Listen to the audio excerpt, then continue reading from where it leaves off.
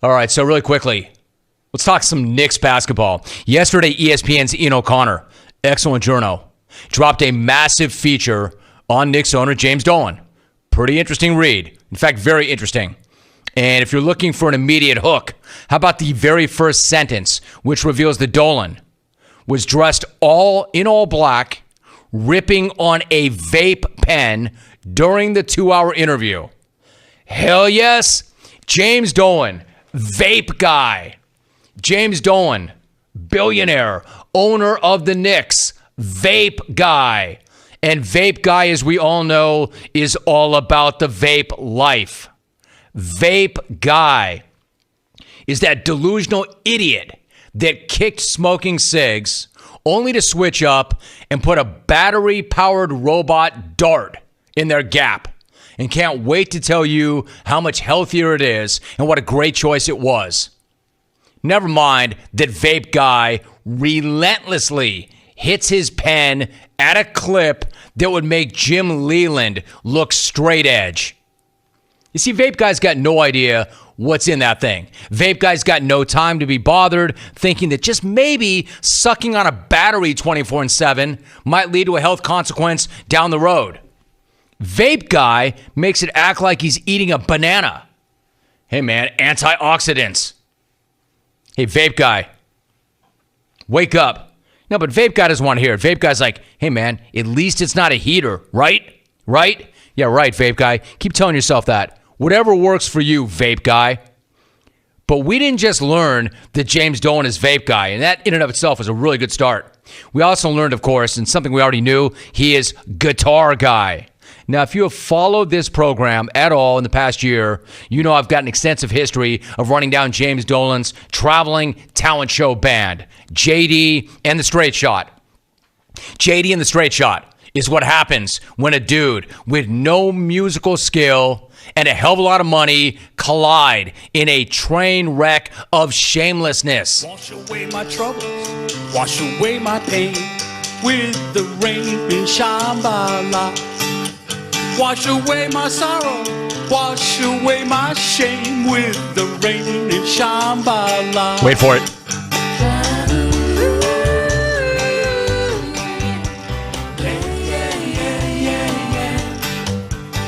That's the out-of-key, granola-infused vocal cords of the Knicks owner murdering a cover song on The Tonight Show. And I'm not sure who's more guilty for that performance, James Dolan for doing it or Jimmy Fallon for allowing it.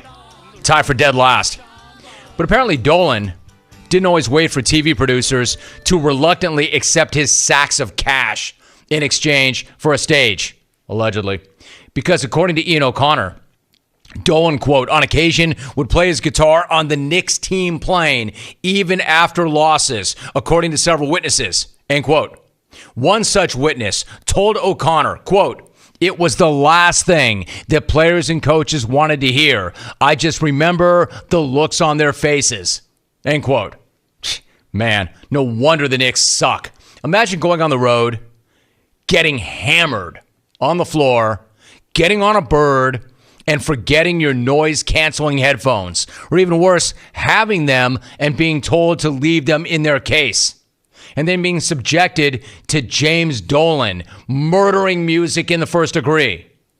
That's when you want to find out if those exit doors will actually suck you out into a jet engine confetti cannon. Everybody knew that dude in college who always had an axe within arm's reach and was way too willing to start strumming some ballad that nobody asked for, that nobody wanted. And the only thing more awkward than listening to unsolicited acoustic guitar is asking the bag to please stop playing. James Dolan was that bag. Well, allegedly. And to me, that's like the most alpha power move I've ever heard. I own the team. I scratch your checks. I own the plane. I own the guitar. Deal with it.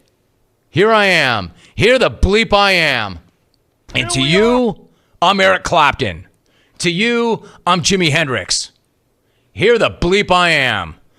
Anybody have any bleeping requests? Here I am. Except Dolan says it's not true. Dolan says it never happened.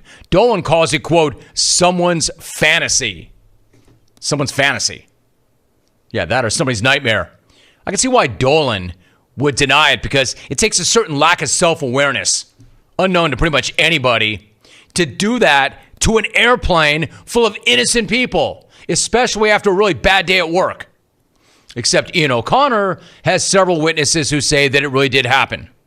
And I think that I'm going to go with a well-sourced journo over a vape-smoking billionaire whose relationship with reality is shaky at best.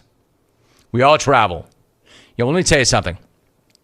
Of all the egregious air travel faux pas, like taking your shoes off, ripping both armrests, smuggling a rodent on board, this is by far the worst. The article goes on to say that Dolan has not ruled out selling the Knicks if the price is right and the offer is competitive. Now, here's my question. We know that's not going to happen. You're not doing that. That's your identity. You're not going to get the $5 billion you want. So let's be real for a minute. You're not selling the team. Would you consider selling your guitar? How much? How much do you want for that? I'll double it. Keep the Knicks, sell the axe, all will be forgiven. Seriously, though, you got to read this piece. There's so many gems, like the fact that Dolan will play gigs in Europe because nobody knows him over there and he won't get booed, which reminds me of the time that his band played the City Winery back in June of 2017. Boo, I want my money back. The lead singer's terrible. Hey, dude. Your singing voice leaves a lot to desire. You're a bad singer. Don't quit your day job. You're a right? bad singer. This is terrible. This is terrible. I want my money back. Well, I want my money back. I paid good money for these. I just want a refund. I just want a refund. That's all I want. Who are you? How do I get a job singing for a band? Are you hearing this guy? Who are you? How did you get a job playing for a band? Your voice is terrible. I only want my money back. I just want my money back. I've never heard a guy so unhappy to be at a concert. In fact, I almost kind of respect Dolan. I almost respect him in the sense that the guy's like universally hated, but it hasn't stopped him from doing anything at all. He had Oak run from the Garden. He almost took down a plane by playing his guitar. His ownership of the Knicks is regarded as like the worst in sports, and he just does not give a damn. He doesn't care. And then there's that vape pen in his mouth and a hard shell guitar case on the plane to prove it. You almost have to respect it. You almost have to respect that he does not care. Almost. He's Vape Guy.